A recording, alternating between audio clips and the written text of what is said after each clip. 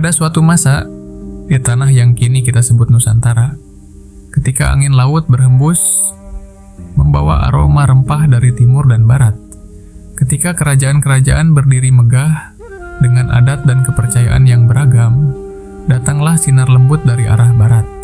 Sinar itu bukanlah sinar perang, bukan pula kilatan pedang, melainkan sinar kedamaian yang membawa cahaya iman.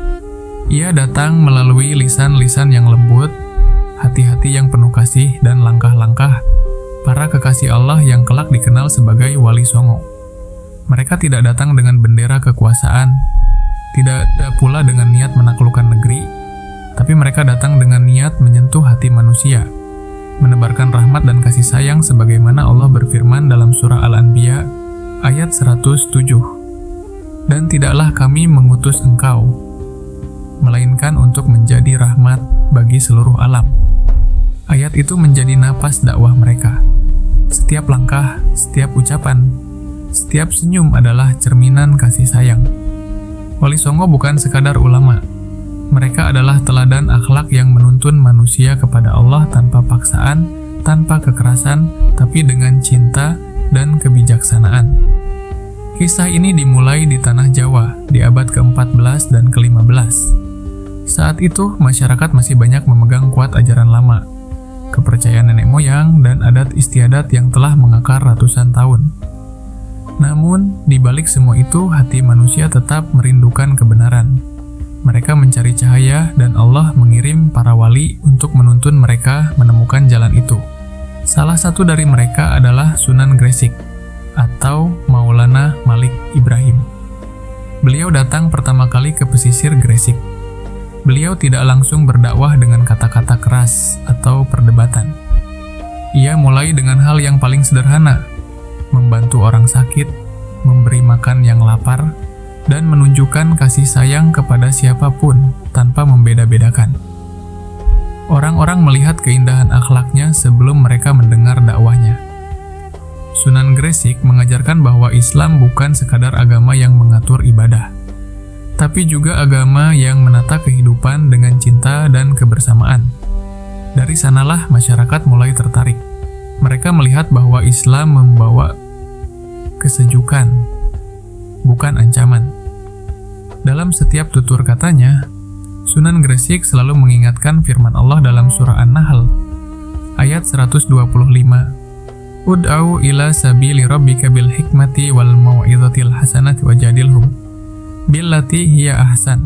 Serulah manusia kepada jalan Tuhanmu dengan hikmah dan nasihat yang baik, dan bantahlah mereka dengan cara yang lebih baik.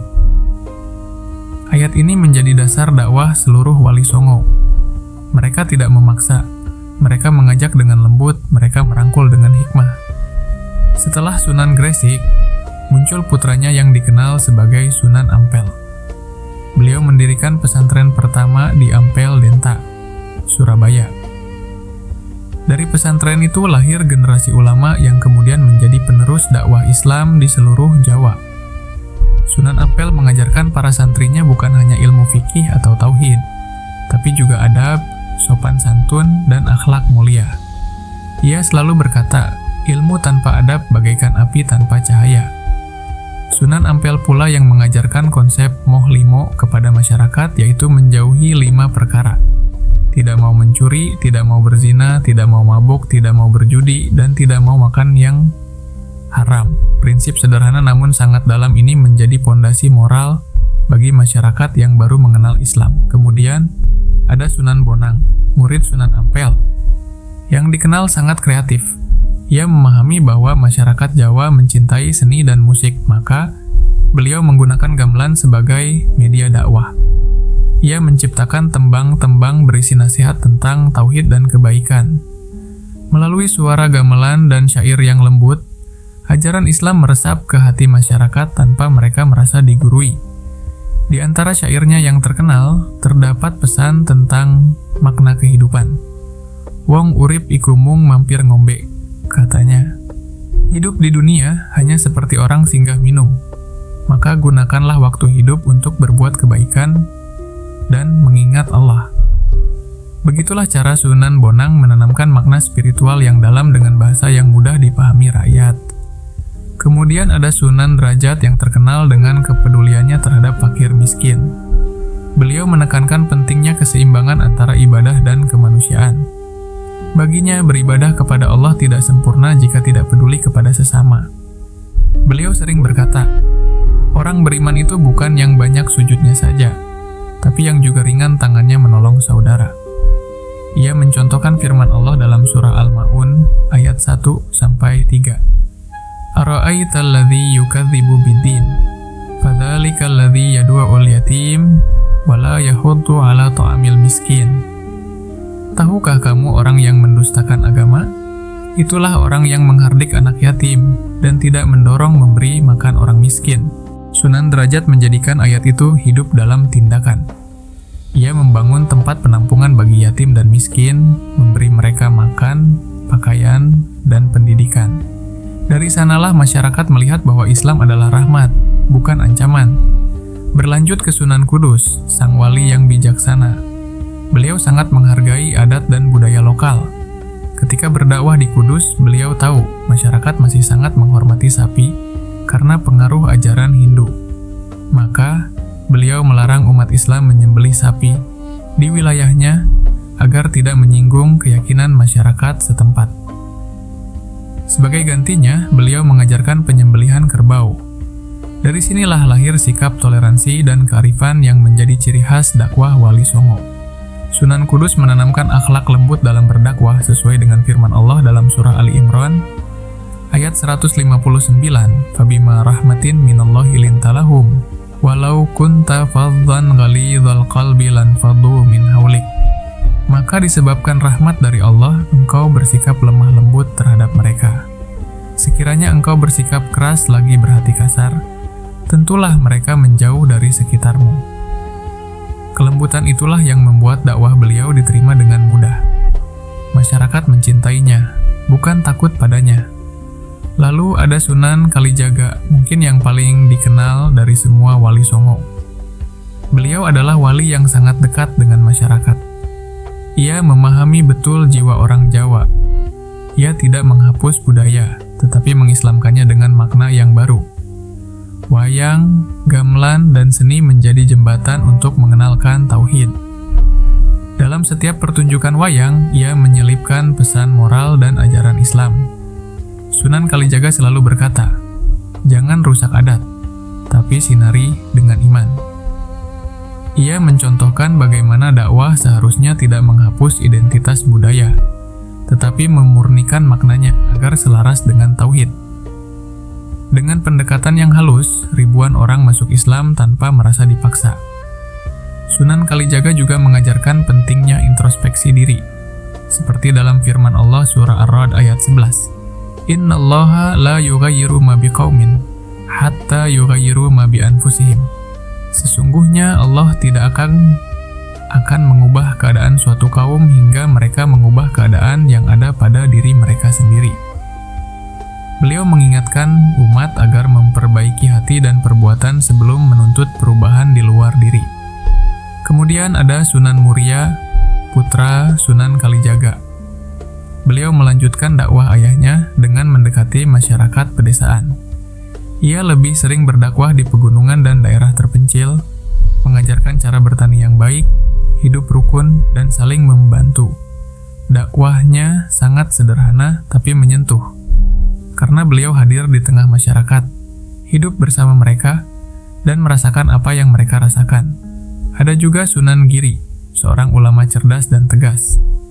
Ia mendirikan pesantren di Giri Kedaton, yang menjadi pusat pendidikan Islam terbesar di zamannya.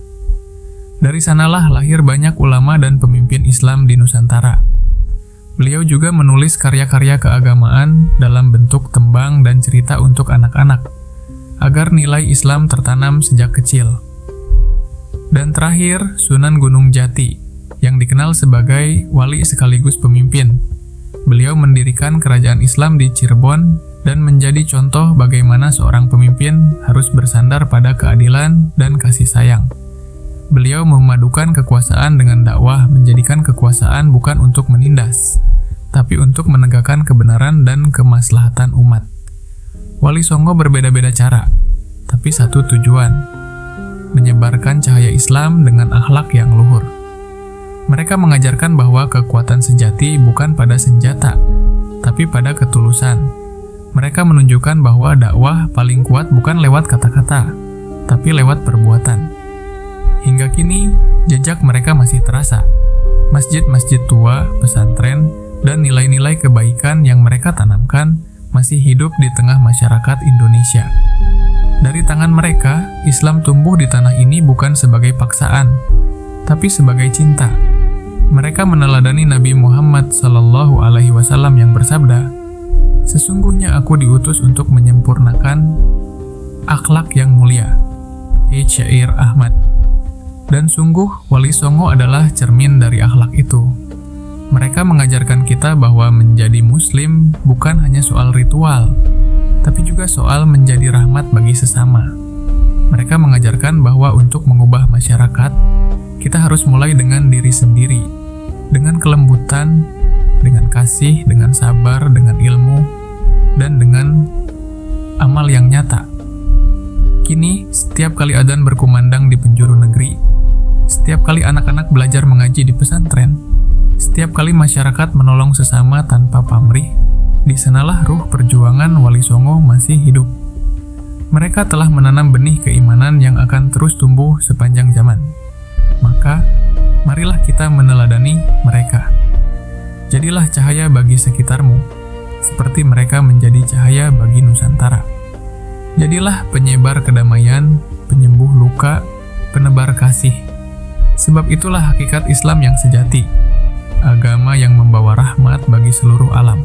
Sebagaimana Allah berfirman dalam surah Al-Baqarah, ayat 177, "Laisal birra an tuwallu wujuhakum qibalal masyriqi wal maghrib, walakinnal birra man amana billahi wal yaumil akhiri wal malaikati wal kitabi wan nabiyina wa atal mala ala hubbihi dzawil qurba wal yatama wal maskina wabnas sabili wasailina wa fir riqab wa qamas sholawata wa tazakwa." Bukanlah menghadapkan wajahmu ke arah timur dan barat itu suatu kebajikan, tetapi sesungguhnya kebajikan ialah beriman kepada Allah dan hari kemudian, malaikat-malaikat, kitab, nabi-nabi, dan memberikan harta yang dicintainya kepada kerabat, anak yatim, orang miskin, musafir, dan orang yang meminta, serta memerdekakan hamba sahaya. Itulah ajaran yang hidup dalam diri Wali Songo, iman yang diwujudkan dalam cinta, dalam amal, dalam kerja nyata. Semoga kisah ini mengingatkan kita bahwa dakwah tidak harus dengan kata-kata yang tinggi, tapi dengan hati yang rendah. Bahwa kebenaran akan diterima bila dibungkus dengan kasih sayang. Dan semoga kita menjadi penerus cahaya itu, menjaga warisan Wali Songo, dan menyebarkan Islam dengan cara yang indah, dengan akhlak, dengan cinta, dan dengan rahmat bagi seluruh alam.